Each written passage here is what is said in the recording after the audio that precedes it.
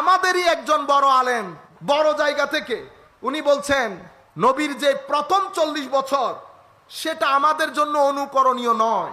আমি অ্যাপ্রিসিয়েট করি অন্তত কিছু কথা বলছেন যে হ্যাঁ, নবীর প্রথম 40 বছরে অনেক ঘটনা ঘটেছে বড় বড়, এগুলো সব ঠিক ছিল, কিন্তু আমাদের জন্য অনুকরণীয় নয়। দেখছেন নি, সব ঠিক, ভালো ঘটনা ঘটছে, কিন্তু আমাদের জন্য অনুকরণীয়। নবী কি প্রথম যুগে মিথ্যা বলছিল? আমার নবীর কোন ঘটনা যেটা অনুকরণীয় না? এটা কি উম্মতের মুখের ভাষা? এগুলা কোন উম্মত বলে? আপনারা যারা যেই আকীদা, আপনারাই মনে করেন, আপনারাই আমাকে বুঝান কোন নবীর ব্যাপারে কথা বললেন। বেটা সিনা ধরে যাওয়ার কথা।